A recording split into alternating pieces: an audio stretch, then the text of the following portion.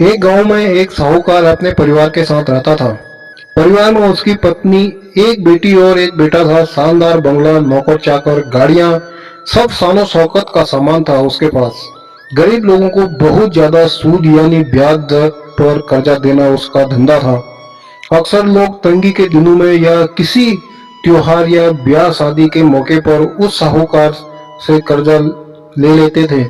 जब फसल अच्छी होती तो थोड़ा थोड़ा करके उतारने लगते, लेकिन जिस वर्ष सूखा पड़ता तो कर्ज तो छोड़ो, गांव वाले सूद तक नहीं दे पाते थे।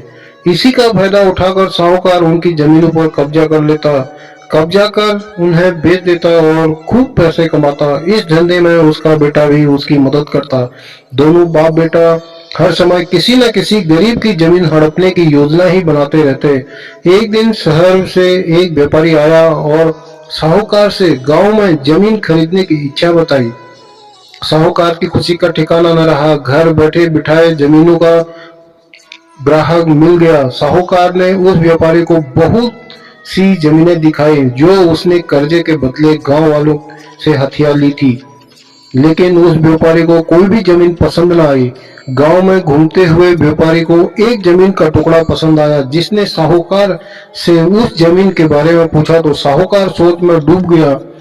फसल में अब वह जमीन तो एक बिन माँ बाप की लड़की की थी जो वहां पर रहती थी। उस लड़की के माँ बाप ने साहूकार से 20,000 रुपये कर्ज लिया, मगर उसे चुकाने से पहले ही उनकी मृत्यु हो गई। बेसहारा लड़की की हालत देख गांव की पंचायत ने साहूकार से उस जमीन पर कब्जा न करने को कहा। भला पंचायत की बात कैसे टाल सकता था साहूकार, मगर दिल से हमेशा ही उस जमीन पर कब्जा करने की बात सोचता रहता था। आज व्यापारी की इच्छा सुन उसका लालच बाहर आ गया था और उसने जमीन पर कब्जे का मन बना लिया। कर्जे के सारे कागज ले वह उस लड़की के घर पहुंचा और कर्जा वापस करने की बात कही।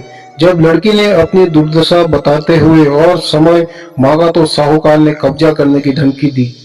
कब्जे की धमकी सुन वह लड़की पंचायत के मुखिया के पास गई और उसकी जमीन को बचाने की दुहाई लगाई। सारे गांव में यह बात आग की तरह फैल गई कि साहूकार उस बेसहारा लड़की की जमीन पर कब्जा करने वाला है। तब बात उड़ते उड़ते साहूकार की बेटी के कान में पड़ी। अपने पिता के लालच की बात सुन उसके मन में बहुत दुख हुआ। उसने अपने पिता से इस बारे में बात करने की कोशिश की, लेकिन साहूकार को तो सिर्फ बहुत बड़ा मुनाफा ही दिख रहा था। उसने बेसहारा लड़की की दुर्दशा का या अपनी बेटी की निवेदन का कोई असर न हुआ और उसने उस जमीन पर कब्जे का ऐलान कर दिया। साहूकार की बेटी ने भी जिद पकड़ ली कि उस लड़की की जमीन पर कब्जा न होने देगी, पर अपनी एक न चलती देख उसके दिमाग में एक योजना सूझी। अगले दिन सुबह सुबह वह बेसहारा लड़की और उसके साथ दो लोग साहूकार के घर पहुंचे और कर्जे के 5,000 की किस्त दे दी। साथ में यह भी कहा कि 3-4 महीनों में कर्ज के बाकी रुपये भी उसे मिल जाएंगे। रुपया देने के बाद रसीद ले सब चले गए। क्योंकि अब किस्त मिल गई थी, इसलिए पंचायत ने भी कब्जा नहीं करने दिया। साहूकार बहुत परेशान था कि आखिर उस लड़की के पास इतना सारा रुपया कहां से आया। कल तक तो वह दाने दाने को तरसती थी और आज 5,000 रुपये दे गई। कुछ भी न समझ आने पर उसने गांव वालों से भी पूछताछ की, लेकिन कोई भी रुपयों के बारे में नहीं जानता था।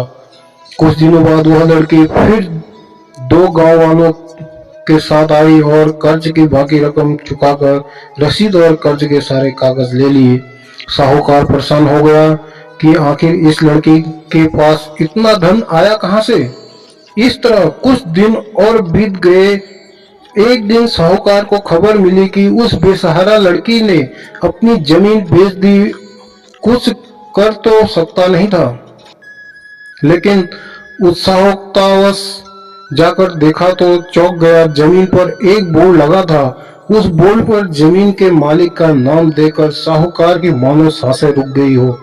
मालिक के नाम के आगे लिखा था उसकी अपनी बेटी और उस लड़की का नाम। वह दौड़ा हुआ घर गया और बेटी से पूछा कि यह क्या तमाशा है।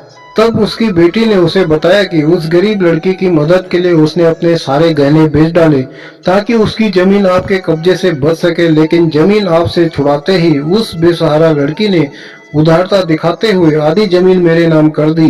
बे, बेटी ने उसे समझाया कि आप तो उस लड़की का आखिरी सहारा भी छीन रहे थे, मगर उस लड़की का बड़प्पन तो देखो, उसने जमीन छुड़ाते ही मेरे गहनों के बदले अपनी आधी जमीन मुझे दे दी।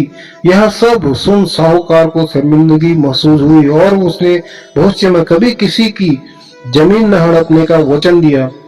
दोस्तों, आपको मेरी कहानी कैसी लगी? अगर मेरी कहानी अच्छी लगी तो कमेंट के माध्यम से बताएं और मेरे आगे के वीडियो देखने के लिए मेरे चैनल को सब्सक्राइब करें। धन्यवाद।